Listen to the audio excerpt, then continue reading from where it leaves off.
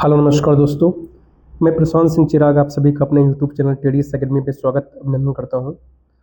आज rapid revision के माध्यम से हम लोग जनगणना 2011 के संबंध में जो प्रश्न बनते हैं विभिन्न एग्जाम में उसको हम लोग देखेंगे और यह नोट्स के फॉर्मेट में है। और ये मैं क्लियर करना चाहूँगा, ये जो जनगणना 2011 का रैपिड रिवीजन का हम सीरीज चला रहे हैं, ये नोट्स मुझे टेलीग्राम पे किसी चैनल के माध्यम से प्राप्त हुआ और काफ़ी क्रिस्पी नोट्स है और इसमें चीज़ों को बहुत सिस्टमेटिक तरीके से बनाया गया है। तो मुझे लगा कि शायद इसको रिवीजन कराया जाए काफ़ी, जिससे जो एस्पिरेंट हैं जो तैयारी कर रहे हैं उनको काफ़ी इससे बेनिफिट मिल सके, जिससे रिवीजन कर सकें वो आसानी से।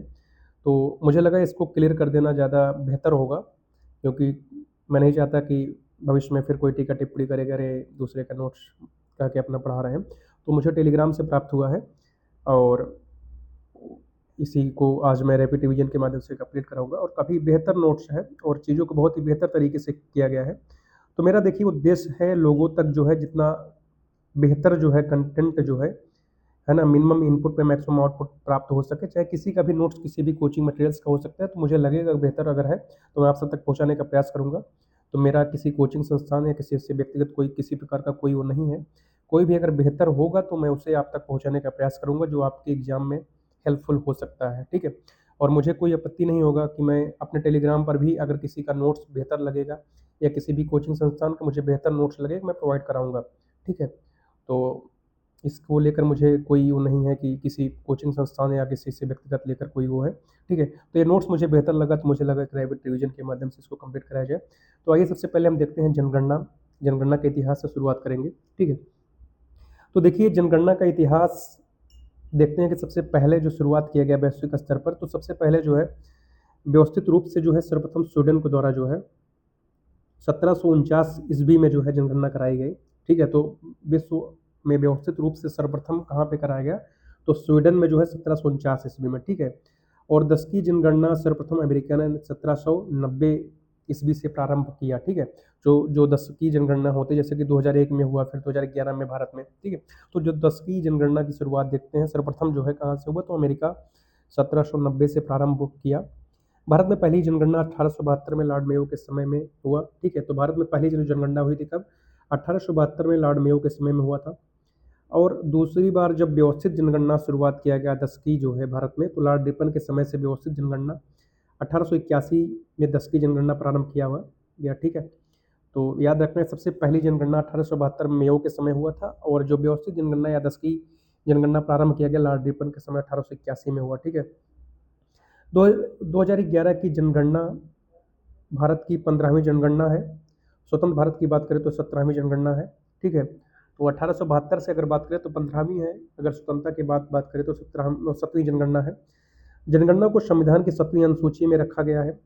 अनुच्छेद 246 में जो है जनगणना की जिम्मेदारी केंद्र सरकार को जो है सौंपी गई है, ठीक है। तो ये भी प्रश्न बनता है कि जनगणना की जो जिम्मेदारी है किसे सौंपी गई है, राज्य सरकार या केंद्र सरकार को, तो केंद्र सरकार को सौंपी गई है। आर्टिकल 246 में जो है जनगणना के समय में संबंध में बात किया गया है और यह संविधान की 7वीं अनुसूची में जो है प्रावधान किया गया है इसका, ठीक है। अब देखते हैं भारत की जनगणना जनगणना अधिनियम 1948 के अंतर्गत कराई जाती है, ठीक है। तो ये प्रश्न एक बार एग्जाम में पूछा गया है कि जो जनगणना कराई जाती है तो किस अधिनियम के तहत किया जाता है, तो जनगणना अधिनियम 1948 के तहत जो है भारत में कराई जाती है, ठीक है।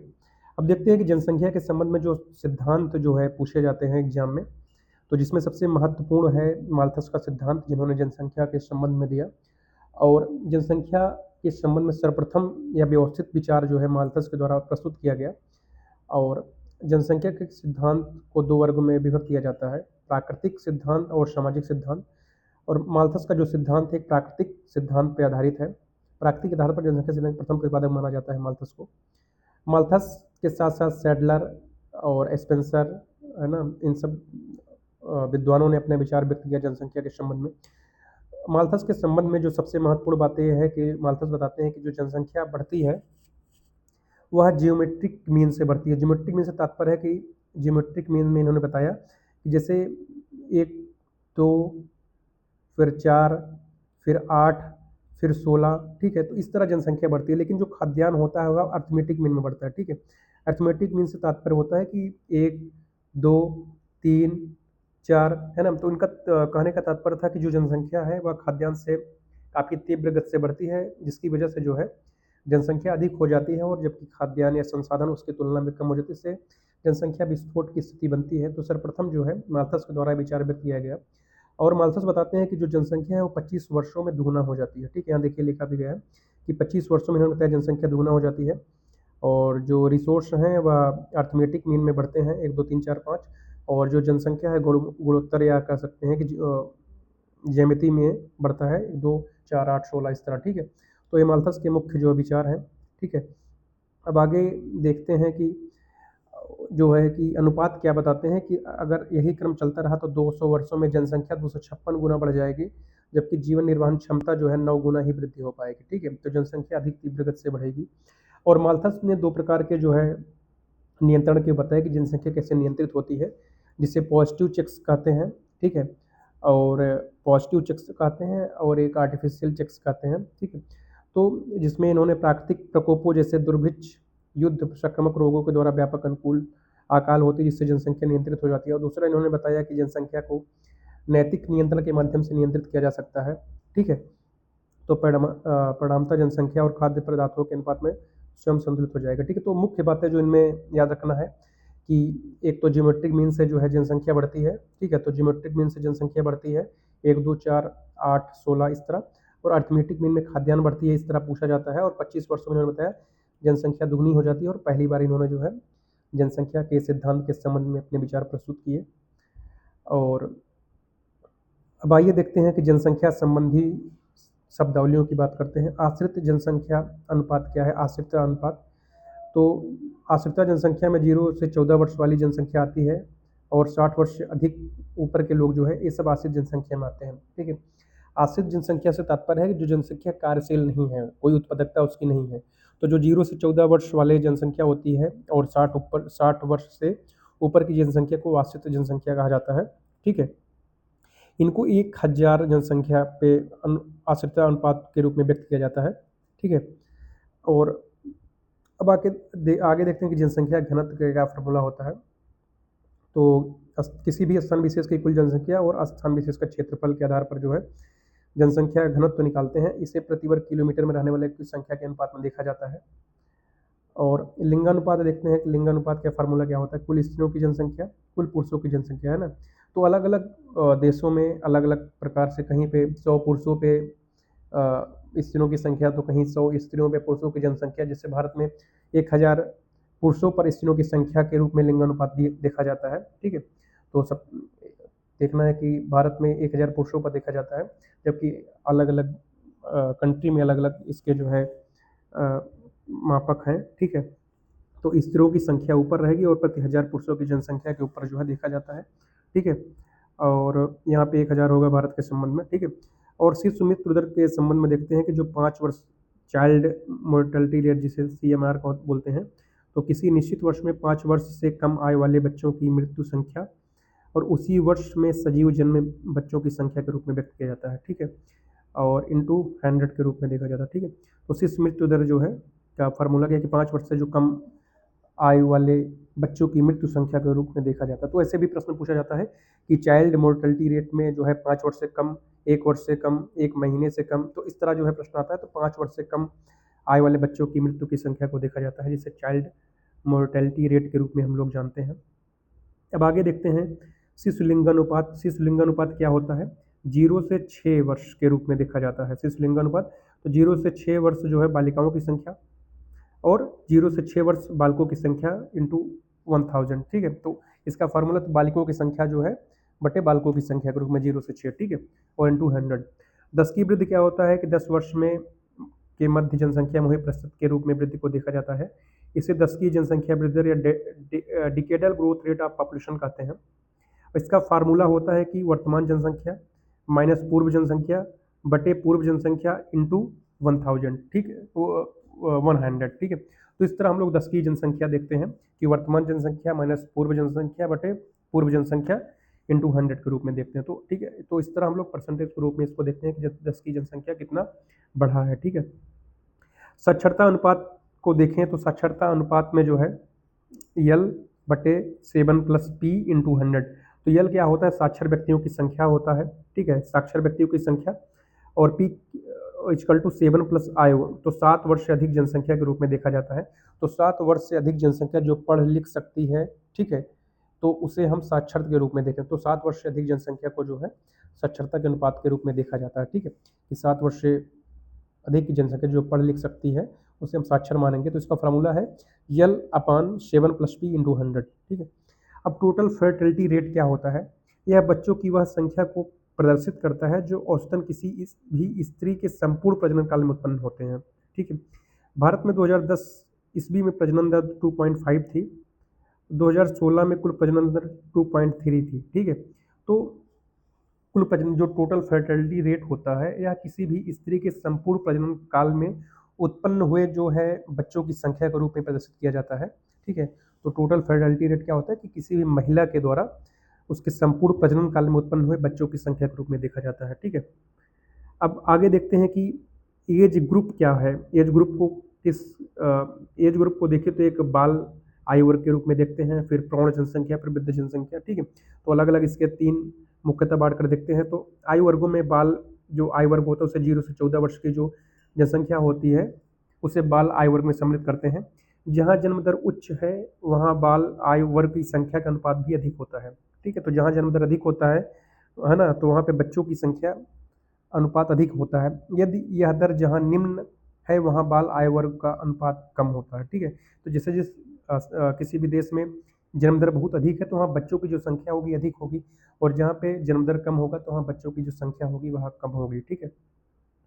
तो इसका जो है तो बाल आयु वर्ग को हम लोगों ने देखा।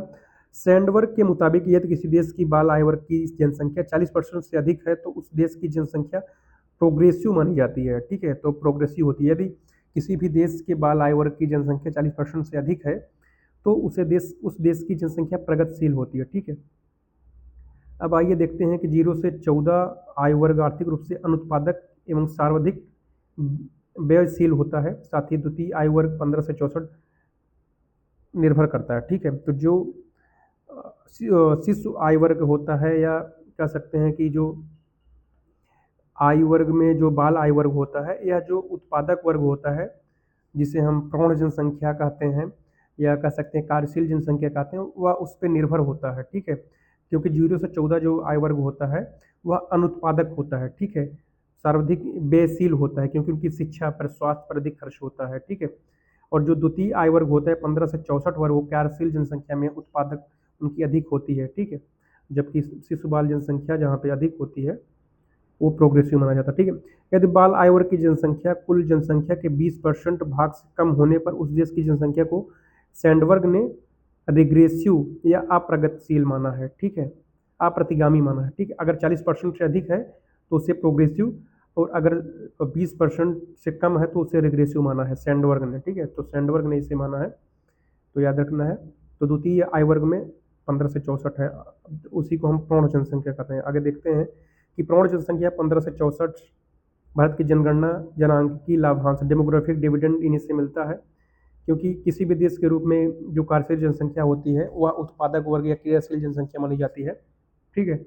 और प्रौढ़ आयु वर्ग को 2 वर्गों में बांटा जाता है, एक 15 से 39, एक 40 से 64 के रूप में।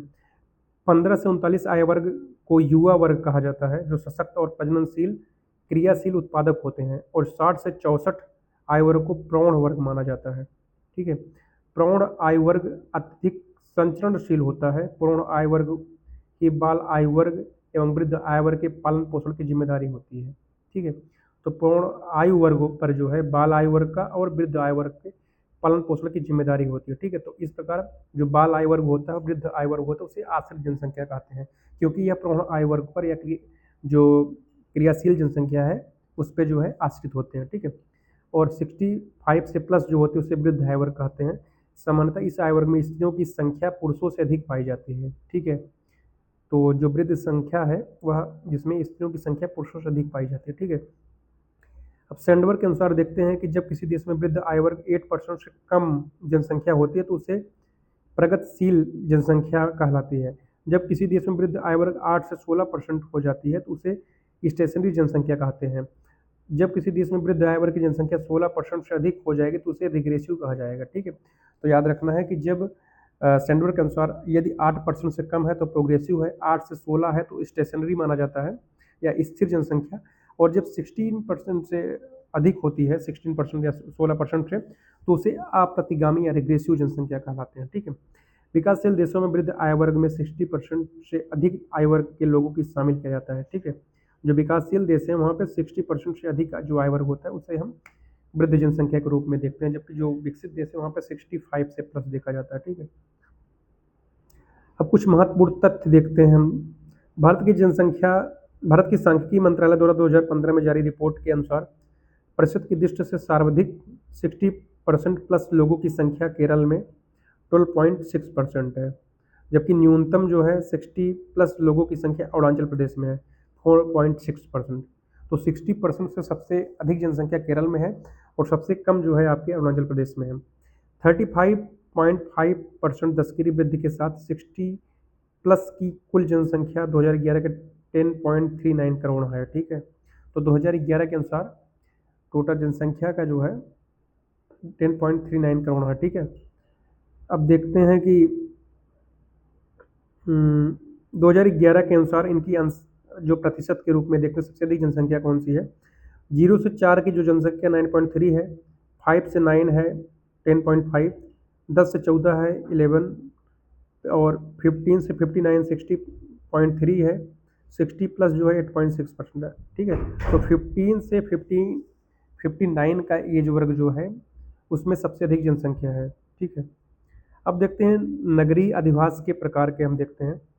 तो नगरीय अधिवास के प्रकार में देखते हैं कि कस्बा, जहाँ जनसंख्या 500 से 1000 या इससे अधिक हो उसे हम कस्बा कहते हैं। ठीक है, और नगर के लिए क्या है कि 1 लाख से ज़्यादा आबादी जहाँ रहती है वो उसे हम नगर के रूप में देखते हैं। ठीक है, तो कस्बा क्या है कि 500 से 1000 या इससे अधिक हो, और नगर के लिए 1 लाख से ज़्यादा जनसंख्या होनी चाहिए। भारत की आधे से ज़्यादा जनसंख्या नगरों में रहती है। महानगर की बात करें तो महानगर 2011 के अनुसार जहाँ पे 10 लाख से अधिक जनसंख्या होती है उसे हम मेट्रोपॉलिटन या मेट्रोपोलिस सिटी के रूप तौर पर देखते हैं। तो सिटी के लिए 1 लाख जनसंख्या और मेट्रोपोलिस के लिए 10 लाख जनसंख्या होनी अनिवार्य है, तभी हम कहेंगे। और 2011 की जनगणना के अनुसार महानगरों को मिलियन प्लस या नगरीय संकुल नगर की संज्ञा दी जाती है। मेगालोपोलिस की बात करें तो इस शब्द का प्रयोग जीन गॉटमैन के द्वारा दिया गया 1957 में। ठीक है, सर्वप्रथम 50 लाख से अधिक जनसंख्या वाले नगरों को मेगालोपोलिस कहते हैं। ठीक है, तो 1 लाख अगर जनसंख्या है, 1 लाख जनसंख्या को हम सिटी कहेंगे। ठीक है, और 10 लाख को जनसंख्या को हम मेट्रो सिटी कहेंगे, और जब 50 लाख जनसंख्या होगी तो उसे हम मेगालोपोलिस कहेंगे। ठीक है, तो याद रखना है 50 लाख से अधिक जनसंख्या को मेगालोपोलिस कहेंगे। 2001 के जनगणना के अनुसार बात करें तो 50 लाख से अधिक जो जनसंख्या वाले शहर थे 9 थे।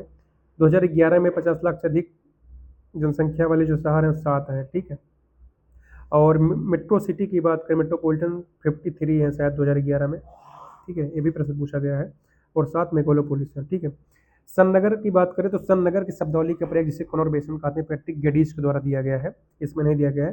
तो पैट्रिक गेडिज के द्वारा जो है सन नगर शब्दावली का प्रयोग किया गया है। ठीक है, पैट्रिक गेडिज के द्वारा सन नगर एक कॉन्वर्बेशन शब्दावली का प्रयोग किया गया है। इसमें ऐसे नगरों को सम्मिलित किया था जैसे मान लीजिए 2 शहर हैं, और जब वो विकसित होते होते एक दूसरे से मिल जाते हैं और एक पूरा विस्तृत रूप हो जाता है इनका, है ना, तो वो अलग अलग उनको करना थोड़ा मुश्किल हो जाता है, एक दूसरे से जुड़े हुए लगते हैं, तो उसी को हम सन नगर का शब्दावली का प्रयोग, जैसे हैदराबाद सिकंदराबाद एक दूसरे से जुड़ जाते हैं ऐसे नगर, तो इसी को हम सन नगर कहते हैं। इसको पैट्रिक गेडिज के द्वारा इस शब्दावली का प्रयोग किया गया। ठीक है, अम्लैंड की बात करें तो अम्लैंड इसको आंद्रे एलेक्स के द्वारा 1914-15 में दिया गया। ठीक है, तो आंद्रे एलेक्स जो है इनके द्वारा दिया गया है शब्द। ठीक है, आंद्रे एलेक्स इनका नाम था। ठीक है, आंद्रे एलेक्स इनके द्वारा दिया गया अम्लैंड शब्दावली का प्रयोग किया गया।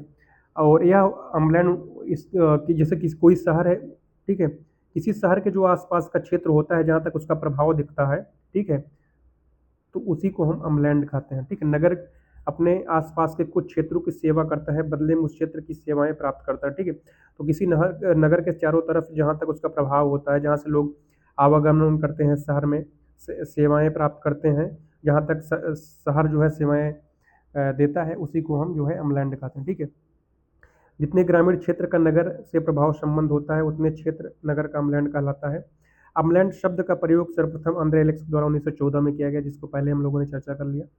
ठीक है, अब नगरीय क्षेत्र की बात करते हैं। नगरीय क्षेत्र के अंतर्गत ऐसे सभी संस्थानों एवं स्थानों को सम्मिलित किया गया है जहां 2011 की जनगणना के अनुसार नगर निगम, नगर पालिका, छावनी बोर्ड या कंटोनमेंट या अधिसूचित नगर क्षेत्र जो है समिति है स्थापित है, उसी को हम जो है कहते हैं नगर के रूप में। ठीक है, तो देखिए 2011 के अनुसार दो नगरों की बात किया गया।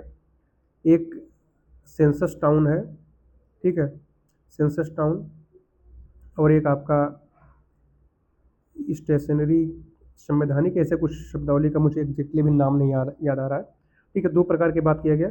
तो सेंसस टाउन क्या होता है कि जहाँ पे जनसंख्या जो है न्यूनतम 5,000 हो और जहाँ पे लगभग न्यूनतम 75% जनसंख्या गैर कृषि कार्यों में संलग्न हो। ठीक है, कार्यशील जनसंख्या पुरुषों का जो है 75% न्यूनतम जो है गैर कृषि कार्यों में, और जनसंख्या घनत्व कम से कम 400 व्यक्ति प्रति वर्ग किलोमीटर हो। ठीक है, तो ऐसे जो है हम नगर को, ऐसे क्षेत्र को हम नगर के रूप में जो है सम्मिलित करेंगे। ठीक है, और 1 लाख से जो अधिक जनसंख्या जहाँ होती है उसे हम सिटी के तौर पे सम्मिलित करते हैं, और 5,000 से अधिक जनसंख्या को टाउन के रूप में। ठीक है, तो ये हो गया हमारा नगरीय क्षेत्र जिसको हम परिभाषित करते हैं। भारतीय नगरों को जनसंख्या के आधार पर 6 वर्गों में विभाजित किया जाता है। ठीक है, तो ये पूछा भी जाता है कि भारतीय नगरों को जनसंख्या के आधार पर कितने वर्गों में, तो 6 वर्गों में बांटा गया है। प्रथम वर्ग में 1 लाख या इससे अधिक जनसंख्या वाले सम्मिलित किया जाता है। सेकंड वर्ग में देखते हैं कि 50,000 से 99,000 तक जनसंख्या। तृतीय वर्ग में 20,000 से 49,000 तक। चतुर्थ वर्ग में 10,000 से 19,999, और पंचम वर्ग में 5,000 से जो है 9,999, और छठे वर्ग में 5,000 से कम जनसंख्या को सम्मिलित करते हैं। ठीक है, तो ये जो है भारतीय नगरों का जो है जनसंख्या के आधार पर वर्गीकरण किया गया है। अब देखते हैं भारत की जनगणना 2011 की जनगणना पर आधारित है। अब इसमें कुछ फैक्ट जो डायरेक्ट प्रश्न पूछे जाते हैं। तो भारत की जनसंख्या विश्व की कुल जनसंख्या का 17.5% है। ठीक है, तो 17.5% है टोटल जनसंख्या का। और क्षेत्रफल की अगर बात करें तो 2.4% है पूरे क्षेत्रफल का विश्व के। ठीक है, तो क्षेत्रफल का 2.5% है, जबकि जनसंख्या यहाँ पे कितनी रहती है, 17.5। ठीक है, सन 2001 से 2011 के मध्य भारत की जनसंख्या में 18.18 करोड़, ठीक है, 18.18 करोड़ की वृद्धि हुई है। भारत की कृषि प्रधान देश है। 2011 की जनगणना के अनुसार भारत की 16.9% जनसंख्या ग्राम में निवास करती है। ठीक है, तो लगभग 68% जनसंख्या भारत का जो है ग्रामीण क्षेत्रों में निवास करती है, और 31.1% जो है शहरों में निवास करती है। ठीक है, और दशकीय वृद्धि की बात करें तो 17.70% जो है यहाँ की दशकीय वृद्धि है भारत की, और वार्षिक वृद्धि दर की बात करें तो 1.64% है। ठीक है, तो डायरेक्ट पूछा जाता है प्रश्न की वार्षिक वृद्धि दर कितनी है, दशकीय वृद्धि दर कितनी है। ठीक है, 1921 को जो है ग्रेट डिवाइडिंग ईयर के रूप में जाना जाता है। 1911 से 21 के मध्य अधिकांशतः अकाल महामारियों के प्रकोप ज़्यादा रहा, जिस कारण मृत्यु दर अधिक हो गई। फलस्वरूप इस दशक में जनसंख्या का ह्रास देखने को मिलता है। ठीक है, तो 1921 की जो जनसंख्या को उसे ग्रेट डिवाइडिंग ईयर के रूप में हम लोग जानते हैं। ठीक है, अब आइए देखते हैं कि तो 1921 को जो है महान विभाजक वर्ष के रूप में जानते हैं, इसको याद रखना है। ठीक है, ग्रेट डिवाइडिंग ईयर के रूप में। अब देखते हैं प्रशासनिक स्वरूप जो है, तो जनगणना विभाग जो है गृह मंत्रालय के अंतर्गत काम करता है, और जो केंद्रीय स्तर पर महारजिस्ट्रार एवं जनगणना आयुक्त, उसके राज्य स्तर पर अस्थायी जनसंख्या निदेशालय, राज्य स्तर पर जनगणना निदेशक होते हैं, क्षेत्रीय स्तर पर क्षेत्रीय उप निदेशक, और जिला स्तर पर जिला प्रदेश में अलग अलग नाम रखे जाते हैं उनके, और महापालिका स्तर पर मुख्य नगर अधिकारी होते हैं। ठीक है, तहसील स्तर पर उप जिला अधिकारी होते हैं, अंतिम स्तर पर प्रगणक होते हैं। ठीक है, और वास्तव में प्रगणक ही है जो घर घर जाकर जनगणना का कार्य करता है, या पूरी श्रृंखला की अंतिम और महत्वपूर्ण कड़ी माना जाता है। और नारा क्या है 2011 की जनगणना का, हमारी जनगणना हमारा भविष्य। ठीक है, 2011 की जनगणना 15वीं जनगणना स्वतंत्र भारत की 7वीं जनगणना है। ठीक है, और भारत में जनसंख्या वृद्धि दर अवधि को समझने के लिए 4 भागों में विभक्त किया जाता है। ठीक है, 4 भागों में देखें तो 1901 से 1921 का जो चरण रहा जनसंख्या वृद्धि का, उसे स्थिर जनसंख्या की अवधि के रूप में देखते हैं। इस समय मृत्यु दर अधिक थी, इसका प्रमुख कारण भूखमरी या अकाल महामारी था। इस अवधि में जन्म दर और मृत्यु दर अंतर कम था, क्योंकि जन्म दर और मृत्यु दर बहुत अधिक था दोनों, तो इसलिए स्थिर जनसंख्या की अवधि माना जाता है। 1921 से 51 का जो समय था, ठीक है, तो इसे हम धीमी गति से जनसंख्या वृद्धि दिखाते हैं, क्योंकि 1921 में क्या है, स्वास्थ्य सुविधाओं में सुधार के कारण उच्च मृत्यु दर में लगाम लगी। इस अवधि में जनसंख्या जो है स्थिर दर से बढ़ी, ठीक है, इसीलिए 1921 को जो है महान विभाजक वर्ष के रूप में भी देखा जाता है, ठीक है, क्योंकि मृत्यु दर में कमी देखने को मिलती है। 1951 से 81 का जो काल था, इसे तीव्र जनसंख्या वृद्धि के रूप में देखा जाता है, इसे जनसंख्या विस्फोट के रूप में भी देखा जाता है। इस समय अप्रत्याशित जनसंख्या वृद्धि हुई, खाद्य पदार्थ एवं स्वास्थ्य सेवाओं का विकास हुआ। 1951 में जनसंख्या 36.10 करोड़ था, जो 1921 में 68.33 करोड़ हो गया। इस समय में जनसंख्या विस्फोट अवस्था माना जाता है, ठीक है। अब जनसंख्या वृद्धि में ह्रास को देखते हैं, तो स्वतंत्रता के बाद पहली बार गिरावट 1971 से 81 के बीच में देखी गई, ठीक है। 2001 से 11 में गिरावट दर्ज की गई और वार्षिक वृद्धि दर 1.6% है, ठीक है, 64%। तो आज हम लोग इतना ही कंप्लीट करेंगे, आगे आने वाले वीडियो में हम पूरा अलग जो है लेक्चर जो है पार्ट 2 में कंप्लीट करेंगे, ठीक है। तो अगर ये वीडियो आपको पसंद आए और इन्फॉर्मेटिव हो तो आप लोग लाइक शेयर सब्सक्राइब करें, कमेंट करके बताएं, और कुछ और ऐड ऑन करना चाहे आप कमेंट के माध्यम से कर सकते हैं। बहुत बहुत धन्यवाद आप सबको TDS एकेडमी से जुड़ने के लिए। TDS एकेडमी को शेयर सब्सक्राइब करें, अधिक से अधिक लोगों तक पहुँचाएँ। बहुत बहुत धन्यवाद आप सभी का।